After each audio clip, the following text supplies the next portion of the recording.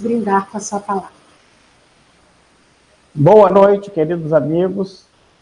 É um prazer estar com vocês aí de Macaé. Saibam que eu sou um apaixonado por vocês, pelo público de Macaé, que sempre me recebeu com tanto carinho.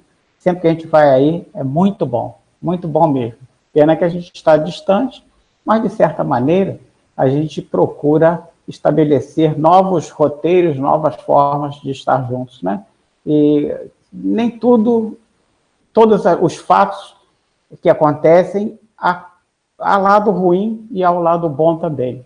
E o segredo é que a gente tem que aproveitar, tem que descobrir o lado bom das coisas. É uma boa maneira da gente fazer isso.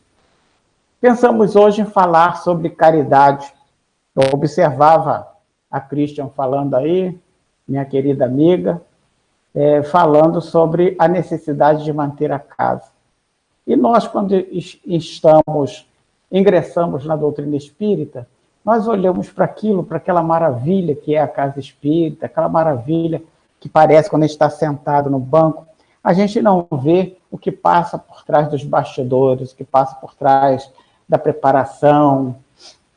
As coisas não vêm de graça, realmente não vêm.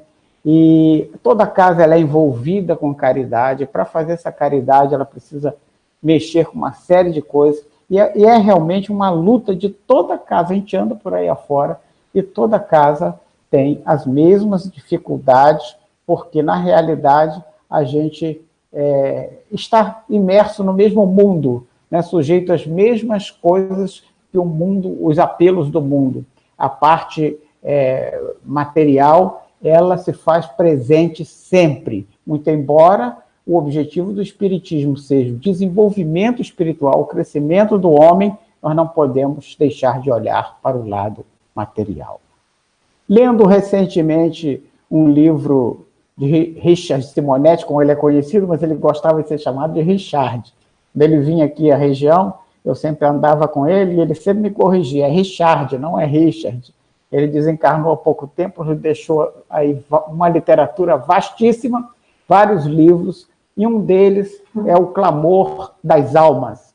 Esse livro é muito rico e começa com uma história muito legal, que eu agora deixo um pedacinho com vocês.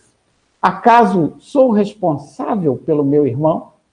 Este é um questionamento de um dos contos, de uma das histórias que ele ali nos deixou. Acaso eu sou responsável pelo meu irmão? Certamente alguns já se lembram de onde vem isso aí, ele certamente citou, ele extraiu de algum local e colocou no livro. Esta é a resposta de Caim a Jeová, o Deus que eles chamavam de Jeová, quando este questionava, Caim foi questionado sobre a morte de Abel, porque Caim tira a vida de Abel, né, segundo Moisés descreve. E quando Deus vai perguntar para Caim, Caim diz, acaso eu sou responsável pelo meu irmão? Responde com um questionamento, uma pergunta.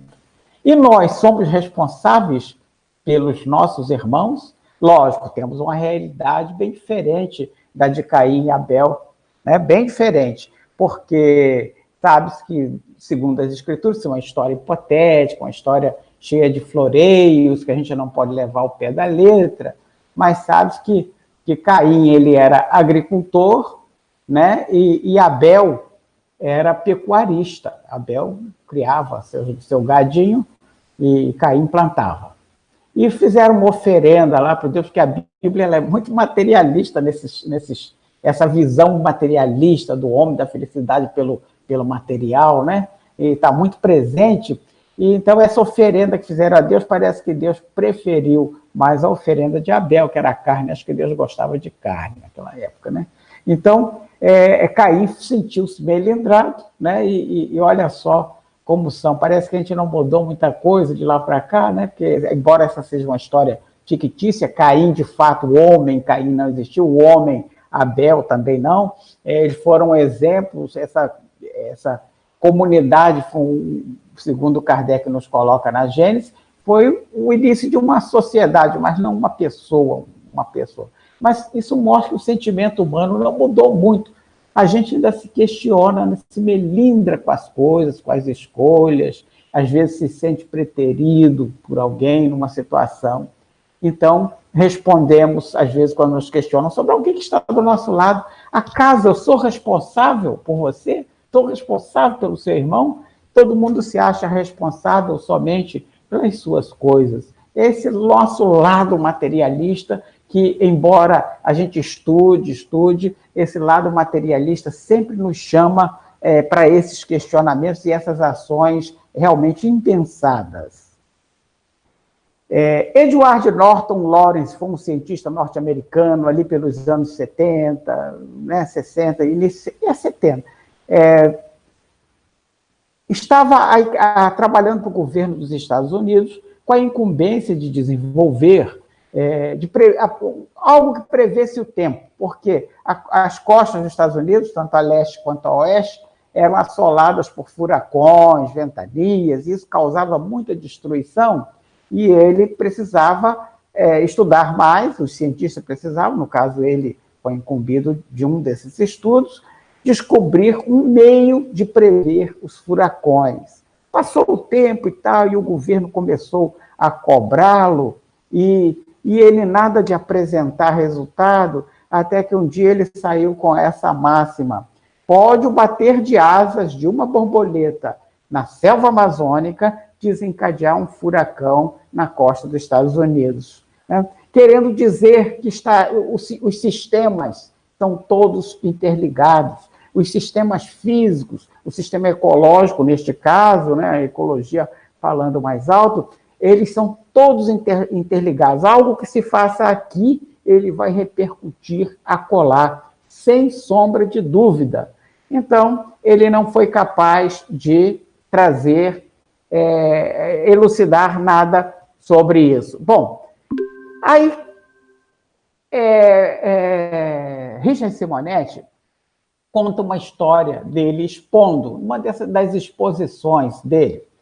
Ele conta o seguinte, que havia um garoto pedindo esmola no sinal. E esse garoto não conseguia nada, porque ninguém abriu o vidro do carro. Passou um garoto de uns 8 anos, pouco tempo depois, esse garoto já estaria mais velho, estaria com seus 12 anos, e fora absorvido pelo tráfico. Pouco depois, ele já poderia ter matado alguém. E pouco tempo depois, ainda jovem, esse mesmo rapaz tomaria ali aquela região do tráfico e seria o dono de tudo aquilo. Algo que começou com uma violência na rua. Alguém que não abriu o vidro do carro para dar atenção a uma criança que pedia. Foi se agravando, agravando, agravando. E aquele mal que estava lá, no alto do morro, não chegava às ruas, aonde transitamos normalmente.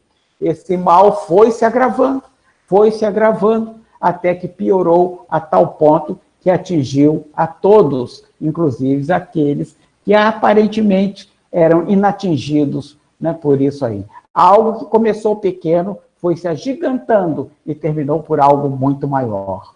Chamou ele também isso, comparou ao efeito borboleta de Edward Norton Lawrence. Bom, alguém que estava... alguém que estava questionou, mas só as coisas mais começam, crescem assim? Ele falou, não, as coisas boas também, e contou uma outra história.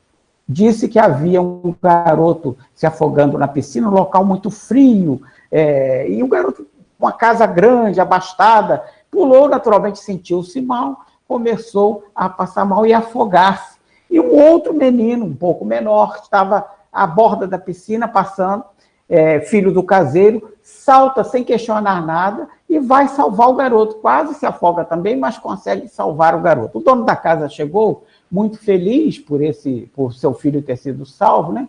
Muito feliz, e pegou e quis ressarcir, agradecer financeiramente, compensar financeiramente o caseiro, que era o pai daquele menino.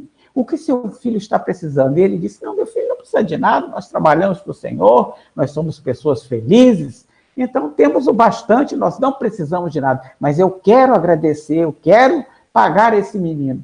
E aí, tanto insistiu que o pai falou, meu filho tem o sonho de formar-se médico, mas o estudo é muito caro, nós não temos condições, não havia universidades gratuitas naquele local, e o dono da casa falou, então eu vou custear o estudo desse rapaz, ele vai se formar, vai ser um excelente médico. E não é que foi mesmo? Falamos aqui deste médico, Alexander Fleming, né? Alexander Fleming, 1881, quando ele nasceu, desencarna em 1985. Foi o menino, né, que salvou. E quem foi salvo? Winston Churchill. Sim, Churchill, o grande estrategista dos aliados na Segunda Guerra Mundial, né? E se não fosse a cabeça de Churchill, se não fosse a estratégia de Churchill, possivelmente, talvez, hoje estivéssemos vivendo momentos ainda piores, ainda mais aterradores do que os momentos atuais. Bom, então, as coisas do bem também começam pequenas, vão se agigantando. Mas Churchill, certa feita, ficou doente e pediu que chamasse o médico. E quem veio atendê-lo foi exatamente o Fleming. Então, o Churchill disse o seguinte, é incomum uma pessoa, né, ser socorrida 2 vezes por outra, né, feliz, né, dizem até que esboçou um sorriso, nunca vi uma foto de Churchill rindo, mas Richard Simonetti falou que sim, eu acredito. Molhar a palavra aqui, porque desgasta, né, de falar. Ainda mais sozinho, né, sem olhar para a terra, estou olhando virtualmente para vocês. Mas olhemos o seguinte, alguém que estava na plateia, sempre tem um cri-crizinho na plateia, mas, Senhor, mas é sempre assim, começa com algo bom, termina num algo bom muito maior, começa com algo mal pequenininho, termina num mal muito maior. E aí falou, Richard Simonetti falou, mas geralmente é assim mesmo que acontece. Ah, mas não é não, porque olha o Senhor, comigo começou uma coisa muito boa e terminou uma coisa muito ruim. Eu conheci uma moça, aí Richard falou, que coisa maravilhosa, e eu namorei dela, começamos a namorar e tal, foi muito bom, viu? Uma coisa foi aumentando, casamos, viu como eu disse que era bom? Foi aumentando ainda mais, mas aí a minha sogra veio morar comigo, né? E aí ele disse que a vida transformou-se no inferno. E fala, Richard Simonetti falava, que ele teve uma dificuldade muito grande para explicar para aquele rapaz que a sogra ter vindo morar com ele, ter ele trazido aí alguns transtornos, né? Aquilo ali era um benefício para ele, mas vai entender uma coisa dessa. Realmente é uma coisa um pouco difícil de entendermos, né? Mas o fato é isso. Casamento é assim mesmo, né? A gente não casa somente com o parceiro, a gente casa com a família, né? Então, Jesus também explicava essas coisas do bem pequenininho, que poderia se agigantar. Comparava ele o bem, né? Era que o mundo era semelhante a um grão de mostarda. A fé, o bem que se faz, ainda que pequeno, com fé, é semelhante a um grão de mostarda. Algo pequeno, ele não comparou a nada imenso. Está no Evangelho de Mateus, isso aí. Comparou a algo pequenininho. E que se a gente tiver fé, essa fé vai crescendo, a gente vai fazendo cada vez coisas melhores, vai se melhorando e melhorando o nosso entorno, e a coisa vai ficando boa, nós nos melhoramos, e em nos melhorando, nós melhoramos também aqueles que estão à nossa volta. Mas sempre persiste a dúvida sobre a caridade. Que bem é esse que eu vou fazer, né? O que é caridade? E aí vamos ao vocabulário cristão, né? Quando a gente vai procurar no dicionário o que é caridade, encontramos em todos os dicionários algo semelhante. No vocábulo cristão, o amor que move a vontade à busca efetiva do bem de outrem e procura identificar-se com o amor de Deus. Está em qualquer dicionário, está algo bastante semelhante, relacionando caridade ao mundo cristão, ao pensamento cristão, a Jesus Cristo. Então, quando a gente quer saber da vida de Jesus Cristo, onde nós vamos? Nós vamos na Bíblia, no Novo Testamento, né, nos 4 evangelistas, porque é exatamente a fonte mais recente que se tem de Jesus, né? O resto que veio depois foi através da mediunidade, de outros irmãos que se manifestaram, que nos trouxeram outros adendos, outros ensinamentos, outros pormenores. Mas a fonte escrita que a gente tem é o Antigo Testamento. E pasmem, quando vamos ao Antigo Testamento, não encontramos.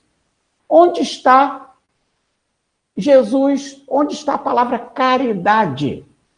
E então eu fiquei intrigado com aquilo que eu procurei num exemplar que eu tinha aqui, fui num PDF, que eu não sou bobo nem nada, porque procurar vocábulo a vocábulo impresso não dá. Antigamente a Bíblia tinha um índice, e esse próprio índice era quase que maior do que a Bíblia. Mas hoje em dia, com a facilidade da internet, nós estamos aqui, né?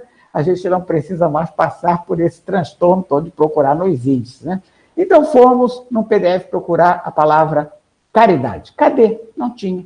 Então comecei a pesquisar na internet e vi que um pesquisador da Unicamp também estava pesquisando e ele também não encontrou e teceu uma tese sobre isso. O sobrenome dele é Chibene, eu vou lembrar o nome todo e falo, deixo para vocês depois nos comentários, nas redes sociais, nos comentários dessa palestra, a fonte onde eu fui procurar, né?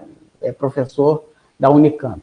Bom, enfim, ele disse que fez um estudo sobre a palavra caridade e falou que em algumas Bíblias, as mais antigas, os Gideões, que são os editores da Bíblia, fizeram questão de botar a palavra caridade. Por exemplo, na primeira carta de Paulo aos Coríntios, ainda que eu fale a língua dos anjos e a língua de todos os homens, se eu não tiver caridade, eu nada serei. Falava as primeiras traduções. Nas últimas, substituíram para amor. Ainda que eu não tenha amor, mas se eu não tiver amor, eu nada serei. Serei como um sino que zune, um tímbalo, né, que retine, e aí por diante. Bom, será que amor é caridade? E por que mudaram? Olha, quando muda-se um texto, ou muda-se, né? Sabemos que a Bíblia era feita por pessoas que copiavam, né?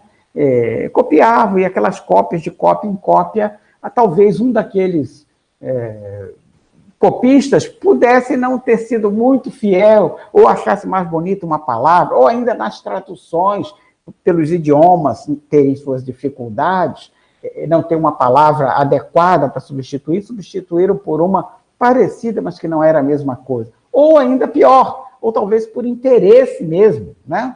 Interesse. Caridade é igual a amor? Também. Newton Seno Chibene, né? Escreveu. É igual, questionou ele. Não é igual, efetivamente não é a mesma coisa. Muito embora o amor esteja implícito na caridade, não é a mesma coisa. Por quê? Para fazer caridade, algumas vezes eu preciso meter a mão no bolso. Às vezes a caridade é material, a pessoa está com fome, eu não vou enchê-la de esperança, de oração, de prece. No primeiro momento eu tenho que dar comida. Está com frio, no primeiro momento tem que agasalhar. Então, às vezes, a caridade é material, sim. A caridade moral também existe. O amor é implícito em toda a caridade, mesmo material, se ela é desinteressada, ela tem implícita nela o amor, mas não é efetivamente a mesma coisa. E estudou ele sobre as religiões, dizendo que os nossos irmãos católicos, para os nossos irmãos, a obra é importante, porque se ele fizer a obra para o próximo, ele é uma pessoa caridosa, ele estará salvo, segundo a crença desses nossos irmãos, né? Eu não estou aqui dizendo que a crença A seja melhor do que a B. Nós, espíritos, nós temos uma visão um pouco ampliada disso tudo. Mas, enfim, a gente deixa a nossa visão para o final. E que os nossos irmãos evangélicos, para eles, basta a fé. Enquanto para um tem que fazer a obra, portanto, estava lá a caridade, às vezes tem que meter a mão no bolso, para o outro bastava a fé, bastava aceitar. Se aceitasse, está tudo bem. Então, os nossos irmãos, na frente com a Reforma Protestante, 1500 e alguma coisa, dali para cá houve essa mudança. E então a gente tem que tomar um cuidado para não confundir amor com caridade. Porque o amor ele é unilateral. Eu posso amar alguém, amar e morrer de amor, e a pessoa não retribuir. E a caridade? A caridade pressupõe interação. Tem que haver a troca. Tem que ter o dar e o receber. É caridoso receber bem, é também caridoso doar bem. Enfim, é uma coisa difícil de praticar, mas no decorrer a gente vai dando uma estudadinha melhor aqui. Kardec pergunta aos espíritos, questão 886. Qual o verdadeiro sentido da palavra caridade, como entendia Jesus? Está escrito lá a famosa BIP, né? Benevolência, indulgência e perdão. Benevolência para com todos, tem que ser bom para com todos. Tem que ser indulgente, né? Porque nem todo mundo é perfeito, e eu tenho que respeitar as dificuldades de cada um, como eu quero que respeite as minhas também, né? A gente deseja isso. E perdoar, gente. Perdoar. Sem perdão, a coisa não acontece, precisa desses três: benevolência, indulgência e perdão, né? Caridade efetivamente não é igual a amor, nós já falamos. O conceito de amor também nós já dissemos o que é. Então, vamos avançar um pouquinho mais, identificar o nosso próximo. Fazer a caridade é ajudar ao próximo, né? Segundo o pensamento cristão. Mas como ajudar o próximo? Quem é o meu próximo? Mas será que essa dúvida é nossa? Ou essa dúvida ao tempo de Jesus também existia? Bela pergunta. Também perguntaram e Jesus respondeu com a parábola do bom samaritano. O bom de Jesus é que ele gostava de contar histórias, né? Essas metáforas que ele colocava eram essas parábolas, né? São, na realidade, metáforas, são histórias com efeito moral que não existiram efetivamente. Se perguntar, por exemplo, né, a um desses aí, a um desses personagens, essas personagens não existiram de fato, não houve a pessoa A, B, aquele bom samaritano não tinha um nome, era um homem, uma pessoa comum, mas não tinha um nome específico, não deu nome a sacerdote, não deu nome a ninguém. É uma história exatamente para ser contada em qualquer tempo, né? Então, contou ele que vinha um homem, um mercador, pela estrada, descia de Jerusalém para Jericó, quando foi assaltado. E esses assaltos, gente, não é privilégio de hoje, não. Assalto tinha antigamente também. Bateram muito nesse homem, né? Espancaram muito, roubaram tudo que ele tinha e deixaram ele lá na estrada caído. Aí passou por ali um sacerdote, passou ao longe, ao largo, não se aproximou. Naturalmente, devia estar atrasado para o seu culto, já são dilações minhas. Atrasado para, né, a sua cerimônia religiosa, falou, vem outro aí, outro toma conta, outro dá ajuda ao companheiro. Aí passou por ali um levita, também passou ao largo, não deu atenção, naturalmente pensou a mesma coisa. Ora, deve vir outro por aí, e esse outro certamente vai ajudá-lo. E passou por ali um samaritano. Quem era o samaritano? O samaritano também era os judeus, né? Porém, ele era um povo da Samaria, era um povo discriminado pelo restante dos judeus, porque não adotavam algumas práticas que eles chamavam de modernidade, algumas tradições orais, alguns acréscimos trazidos por alguns profetas, e eles mantinham aquela raiz, a tradição mais pura, e com isso eles criticavam também os demais companheiros, né, não da Samaria, né, o povo da Judéia, da Galiléia, eles criticavam, e então não eram bem vistos, né? Mas foi exatamente aquele que não era bem visto que apeou do seu cavalo, desceu da sua montaria, pegou o que tinha para auxiliar aquele que ali estava caído. Não perguntou quem era, não perguntou se torcia pelo Flamengo, pelo Vasco, coitadinho. Eu se torcer pelo Flamengo, pelo Vasco ou qualquer outro time, né? Deixei o time de São Paulo de fora, mas tenho muitos amigos lá em São Paulo também, poderia brincar, tenho os amigos no exterior que inclusive estão assistindo agora, mas vamos ficar por aqui mesmo, né? Não perguntou nada, se tinha dinheiro, se não tinha, se era pobre, né? A etnia, que eles dão muita importância a isso, né? Enfim, nada. Pegou o que tinha, azeite e vinho, e desinfetou com o vinho, a ferida deve ter ardido um pouquinho, né?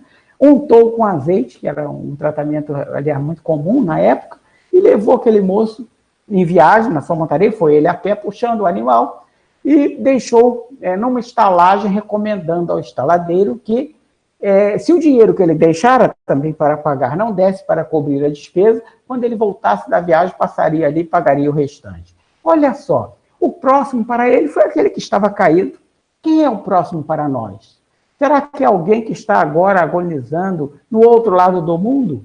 Sim, é uma pessoa próxima, nós estamos todos irmanados. Mas será que aquele que está ao nosso lado, talvez dentro da própria casa, não é também alguém que esteja necessitando de ajuda? Lógico, não vamos fazer aqui uma caridade exclusivista aqui, né, só para os nossos aí, não existe isso não. Mas talvez a gente tenha que olhar o nosso entorno, olhar, sensibilizar com aquele que sofre ao nosso lado, né? Então, o nosso próximo é quem está ao nosso lado.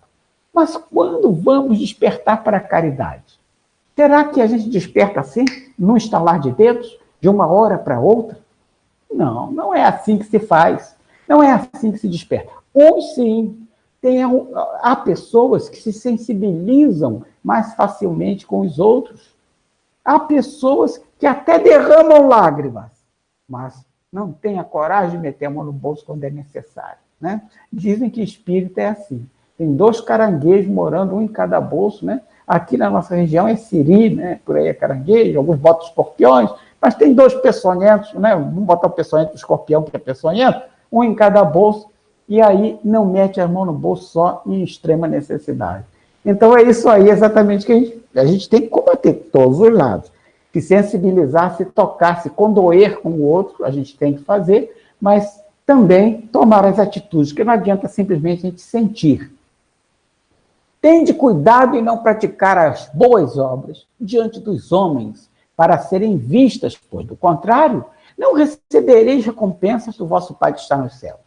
Assim, quando derdes esmola, não trombeteis, como fazem os hipócritas nas sinagogas e nas ruas, para serem louvados pelos homens. Digo-vos em verdade, que eles já receberam sua recompensa. E há quem faça isso hoje, atualmente, que ele se referia aos sacerdotes, a parte mais rica, né, que dava até esmola, jogava esmola no gasofilácio, que era um recipiente que ficava nas portas do templo, né, jogava esmola ali, fazia um barulho, né, e pelo barulho dizia, o fulano é muito caridoso. Mas será que há essa necessidade? E há aqueles que doam para aparecer? Ainda há. E até isso já é relativamente bom, porque há aquele totalmente duro de coração que não doa de jeito nenhum. Ainda que doe para aparecer na foto, ainda assim é um bem. Mas não espere recompensa, porque a recompensa é aquela fama de aparecer, é aquela fama que vai ser estampada no jornal, na internet, né? Enfim, por aí afora. Esse é o trombetear moderno, esse é o trombetear do hoje, né? Então, ele recomendava que se fizesse em silêncio, que a mão esquerda nunca soubesse o que a direita fez. Ou seja, se você fez alguma coisa, não precisa espalhar. Aquilo ali, você fez o bem pelo bem. O egoísmo é que mais nos atrapalha a praticar o bem. O egoísmo tão bem explicado na questão 913 de O Livro dos Espíritos, quando nos fala que por trás do egoísmo, dos vícios, de todos os vícios, estão o egoísmo e o orgulho. O egoísmo e o orgulho, questão 913. Então, geralmente, quem tem um vício, ele, na realidade, ele é egoísta, porque ele está nem se lixando que aquilo ali vai fazer mal para A, B ou C. Ele quer satisfazer-se, achando que aquela satisfação momentânea é o prazer, o melhor prazer que ele pode experimentar na vida. Quando, na verdade, sabe-se que a gente, nesta vida, neste mundo de provas e expiações, nós só temos prazeres fragmentados. Nós temos um flashzinho de prazer e, às vezes, experimentamos alguns momentos difíceis também. Evangelho de Mateus, lá está isso aí escrito. A questão 913 é no Livro dos Espíritos, né? Nós temos muita dificuldade com as 4 operações básicas, né? A gente soma, a gente é capaz de somar, capaz de somar forças, de ajudar numa determinada ideia, colaborar com alguém numa tarefa. A gente pode também subtrair, atrapalhar alguma tarefa, né? Subtrair alguma coisa de alguém, tirar o brilho de alguém, é uma subtração, né? A gente pode multiplicar, pegar um trabalho, replicar e multiplicar. Nós temos essa capacidade, mas a nossa maior dificuldade está em dividir. Esta, sim, é uma dificuldade, né? A caridade, na realidade, é algo mais complexo, né? Que a gente fala aqui muito da caridade material, que está ao nosso alcance, né? A caridade material, meter a mão no bolso, está ao nosso alcance, embora alguns tenham dificuldade, mas nós podemos fazer. Pegar algo que nos é útil e doar para alguém, nós podemos fazer. Mas e a caridade moral? O que é isso? Bom, caridade material a gente já falou, e a gente tem exemplos bastante concretos aí, mas para não fugir ao jargão do exemplo espírita, vamos nós ao exemplo do Dr. Adolfo Bezerra de Menezes, que contam que ele, ao prescrever medicação para uma senhora, ele já tinha doado muita coisa, não tinha nada com ele, a senhora diz que não tinha dinheiro para comprar remédio, ele retira o seu anel de formatura e doa para aquela senhora levar na farmácia para que ela comprasse, adquirisse a medicação para a sua filha, né, que passava muito mal, né, doando algo que era dele. Não sei se vocês têm algum amigo médico, mas geralmente as pessoas têm um apreço por seu anel de formatura e outras profissões também, né? Aquele apreço por aquele amuleto, né? Aquele anel de formatura, aquele símbolo. Bom, enfim, deu algo material. Aliás, só fazendo um parênteses, embora talvez alguém questione, né? Essa cena saiu no filme, relatada em alguns livros, né? Ramiro Gama nos relata também, nos lindos casos de Bezerra de Menezes. Todavia, uma sobrinha neta dele contestou, dizendo que não foi o anel que ele deu, não, que ele deu dinheiro mesmo, né? Mas vamos deixar isso para os historiadores, né? E a gente fica com um exemplo bom. E a caridade moral? Conta para o Chico Xavier, certa vez, vinha da Fazenda Modelo, onde ele trabalhava como datilógrafo. Sim, aquele homem que é exemplo para nós, que escreveu mais de 400 livros, cerca de 450, e nunca ganhou um centavo com esses livros, doando tudo para a caridade, praticando a caridade moral, ainda doava víveres, equipamentos, as coisas, roupas, enfim, para a comunidade que eu procurava, ajudava materialmente, praticou este ato que eu relato agora. Vindo ele, isso consta no livro Os Lindos Casos de Chico Xavier, de Ramiro Gama também. Bom, contava ele que vinha Chico da Fazenda Modelo para cá, na sua charrete, né? E salta um senhor à sua frente e segura a rédea do animal.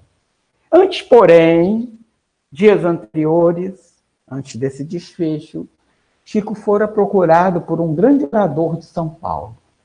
Este orador foi até a cidade de Chico porque ia ser homenageado na cidade local, né? E queria que Chico estivesse presente. E comentando numa roda de amigos, onde Chico estava próximo, perguntou, será que seu Chico tem um terno para ir ao evento? E um amigo disse, não, ele não tem um não, ele tem 2 ternos. E Chico estava lá olhando e disse, não, meus amigos, só tenho um mesmo.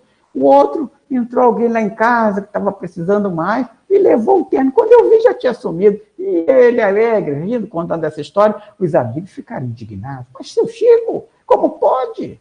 Não vamos mais, então, vamos montar guarda na sua casa, né? Vamos pegar esse ladrão. Todos queriam pegar o ladrão e Chico não queria. Mas tanto insistiram, que ele concordou e foram montar guarda na casa de Chico com uma condição. Chico deixou com uma condição. Ele queria montar guarda primeiro.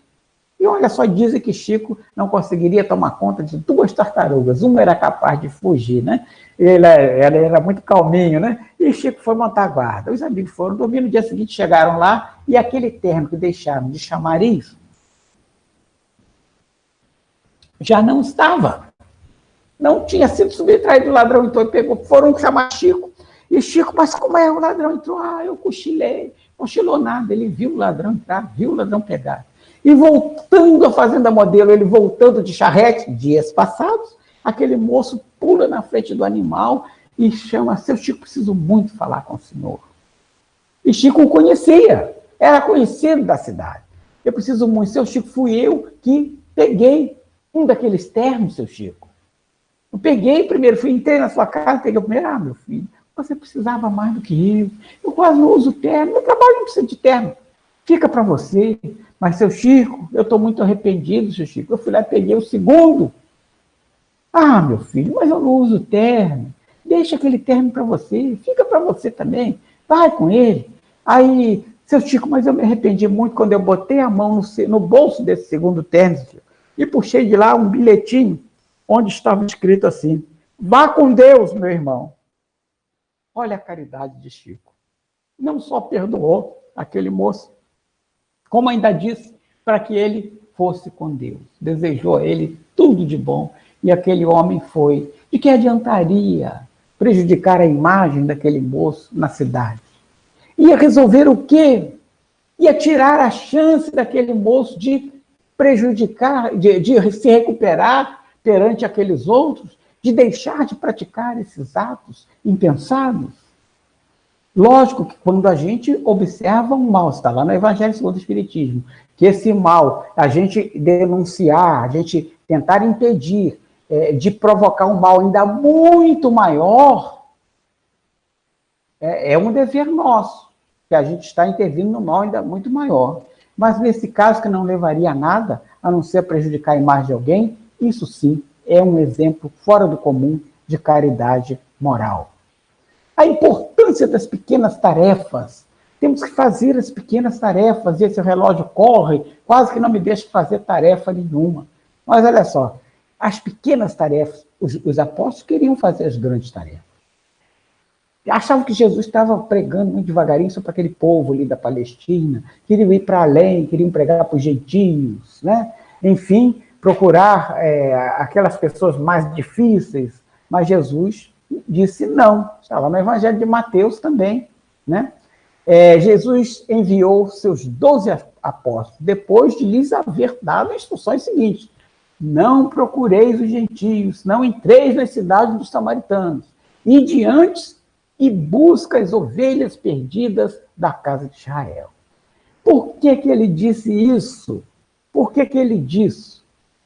E nos lugares onde fordes, pregai, dizendo que o reino do céu está próximo. Pregai, mas pregai para as ovelhas perdidas de Israel. Aquele povo que já acreditava na reencarnação, já acreditava num Deus único, porque sabia ele que seus discípulos eram muito bons, mas não tinham cultura para contra-argumentar com os gentios, por exemplo. Quem eram os gentios? Aqueles que não acreditavam no Deus único, aqueles que eram politeístas. Os romanos, que dominavam aquela região no momento, eram os gentios, mas ali havia também muitos descendentes de gregos, que também eram considerados gentios, acreditavam na mitologia, em vários deuses gregos, né? Enfim, aí por diante, ele aconselhou a fazer as pequenas obras. E achamos que a gente chega na casa espírita e quer fazer uma obra enorme, quer fazer algo grande, quer chegar e participar, talvez, da mesa mediúnica. É o sonho, geralmente, de todo mundo, né? A gente vê, observa por aí,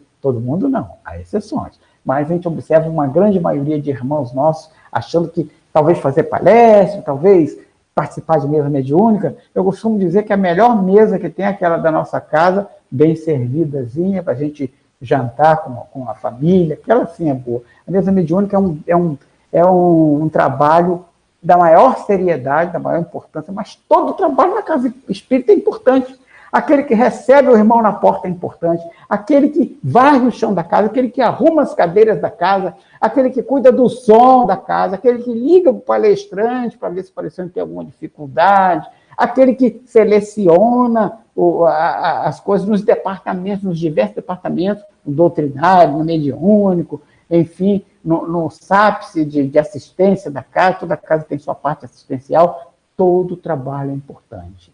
Quando eu cheguei no Trabalhadores de Jesus, em 2000, eu sou daqui, fui para Niterói, Rio, para estudar, fiquei lá muito tempo, estudei, casei, né? E quando eu voltei, estava procurando uma casa espírita para mim, e eu cheguei na frente do Trabalhadores de Jesus, o engarrafamento em Cabo Frio é raro, mas engarrafou exatamente na frente dos Trabalhadores, e eu olhei lá longe, tinha uma senhorinha falando, e eu falei, meu Deus, que vontade de uma casa, procurando uma casa espírita, parei o carro no local mais próximo, voltei a pé, entrei, era uma senhorinha falando. E eu achei aquilo muito bom, porque ela falava com propriedade, de uma maneira tão doce, mas fiquei assim, me questionando, como poderia alguém tão idosa, que ela era idosa já, falar daquela maneira, cativante, de uma maneira cativante. E passei a frequentar a casa depois e tal, e, né, hoje em dia, quase fiz um puxadinho lá, de tanto que eu ia, né, a casa espírita, e vou até hoje, né, mas de tanto que eu brincava comigo dizendo que eu tinha que ter um puxadinho lá, mas tinha um dia que eu não ia, que era na sexta-feira. Dona Sirene, todo local que eu falei o nome dela, tá vendo? Não devia ter falado. Todo local que eu ia, lá estava ela, Dona Sirene, descascando legumes. Descascando legumes, perdão, participando das outras tarefas. Estava na tarefa mediúnica, estava na tarefa assistencial, estava em tudo que é lugar. Uma sexta-feira eu fui lá e estou escutando aquela vozinha. Sexta eu não ia normalmente, mas tive que guardar alguma coisa, fui até lá e estou escutando aquela vozinha. Era ela liderando para descascar os legumes para a sopa do dia seguinte, para preparar o alimento dos nossos irmãos no dia seguinte. São 100 famílias, haja legumes. Estava ela liderando aquela turma. Fui convidado uma vez para fazer uma palestra no local longe, já estava a ponto de desistir. Chovendo, o carro deslizava, não subia no local de morro, local pobre. Eu já ia ligar para o companheiro que me convidou para desistir. Aí não desisti, de repente o carro ganhou força, venceu a lama, e quando eu vi, eu estava na porta do centro. Já meio atrasado, o pessoal já... Aí quando eu chego, assim, boto o pé na porta do centro, todo mundo estava sentado, virou-se para trás, e um daquele rosto eu conheci. Era a Dona Sirene. Vai ter disposição assim. Eu me senti um espírita muito fraco mesmo. Eu, que era jovem na época, né, com aquela falta de disposição, quase desisti, e lá estava a Dona Sirene, não contente de trabalhar na nossa casa, em fazer várias e várias tarefas, ainda foi para a casa dos outros ajudar. Né? Contam que está chegando aí um carregamento de carbono 14 para descobrir a idade dela, porque ela não conta a idade para ninguém. Mas, enfim, né? Cada um tem suas qualidades e seus defeitos. A caridade não há contraindicação, meus amigos. Pode ser praticada pelo rico. Vejamos o exemplo de Zaqueu no Evangelho segundo o Espiritismo. Não falarei aqui porque não tenho tempo. Vejamos o exemplo de Lins de Vasconcelos, que deixou a sede da FEB, que durante o Pacto Áureo foi de suma importância o Pacto Áureo, e posteriormente na Caravana da Fraternidade, disseminando, né, a unificação pelo Brasil adentro, pelo norte, nordeste do Brasil, centro-oeste, enfim, custeou tudo isso, né, ajudou e deixou a sede da FEB, o rico praticando caridade. Temos nos jornais todos os dias, mas lá no rodapé, porque a notícia de primeira página é só coisa ruim, porque a notícia boa não chama a atenção. O mal é espalhafatoso, é escandaloso, mas o bem é tímido ainda. Nós precisamos, olha a nossa responsabilidade aí. A caridade é praticada pelos espíritos, e eu não tenho tempo aqui de falar de Dr. Guilherme Taylor Marsh. O Dr. Marsh, que dá nome a uma das ruas de Niterói, é uma pessoa que nós temos que render graças, um espírita, mas não só espírita, um ser humano fora do comum, e merece, há um livro sobre ele, de um companheiro nosso, e merece realmente que falemos sobre ele, mas nós aqui não temos tempo, infelizmente, de falar, porque temos ainda aqui, se não me engano, 4 minutinhos, né? Então, os espíritos praticam essa caridade conosco o tempo inteiro. Mas, para finalizar, eu também sou um contador de história, né? Jesus contava, e eu aqui na minha modéstia, lógico, eu não tenho capacidade de formular uma parábola, né, desse tipo, mas contam essa história, eu estou replicando, não é minha. Já é senso comum, mas contam que numa fazenda de Minas havia um ratinho que tocava o terror, né? O ratinho comia tudo, roía tudo, e, enfim, o dono da fazenda, o fazendeiro, já estava muito incomodado com aquele rato, queria dar um jeito de acabar com ele. E o que se faz quando vai acabar com o rato? busca-se, né, buscou ele uma ratoeira.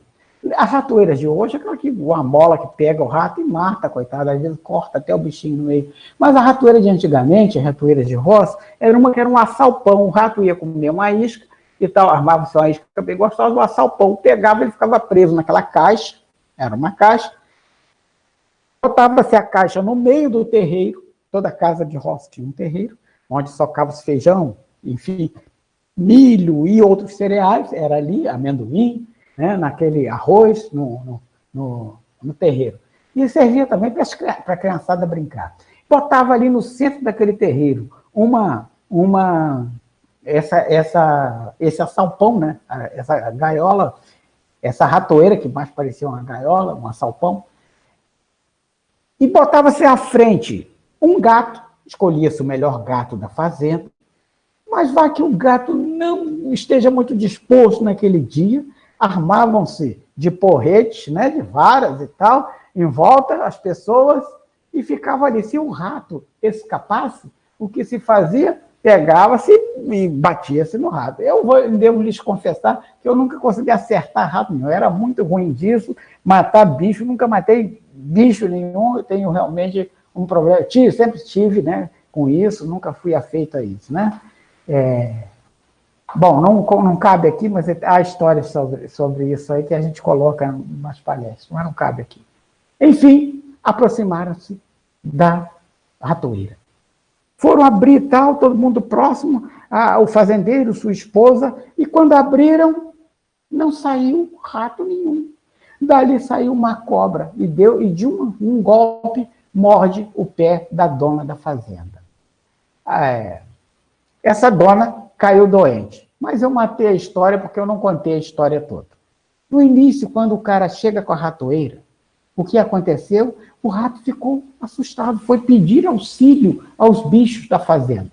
Pedir auxílio aos bichos, procurou primeiro a galinha, antes dele ser pego. Procurou primeiro a galinha. E a galinha disse, eu não tenho nada a ver com ratoeira, não entendo nada de ratoeira, não tem problema, o problema é seu.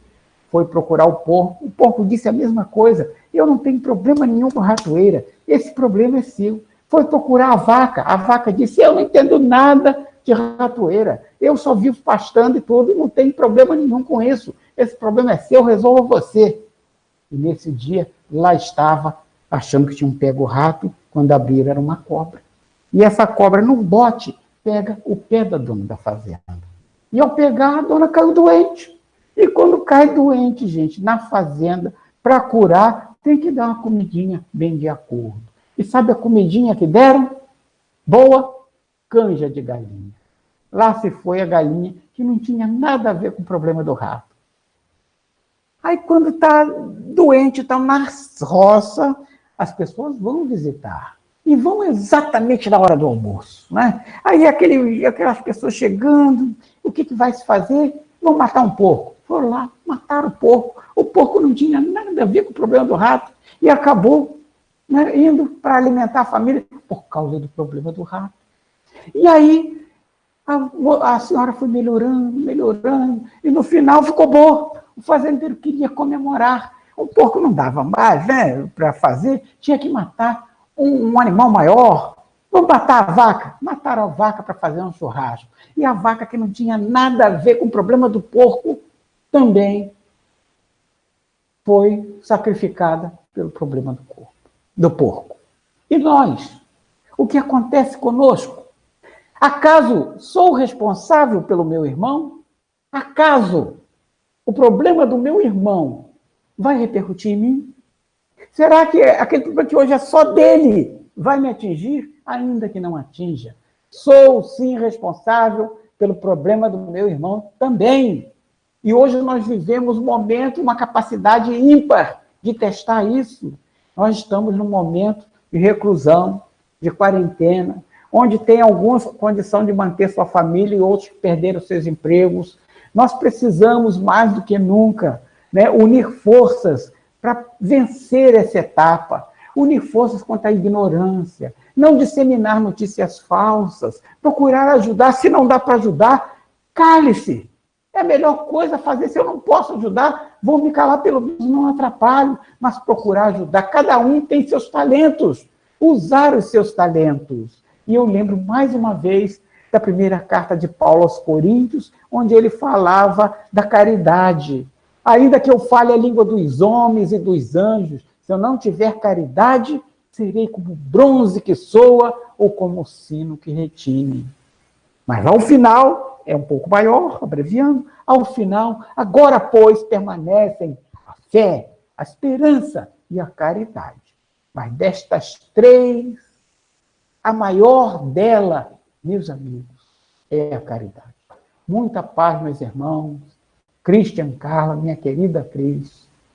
Amo todos vocês, cumprimentando você, agradecendo a você, agradeço a todos os demais e não vejo a hora de abraçá-los. Muita paz.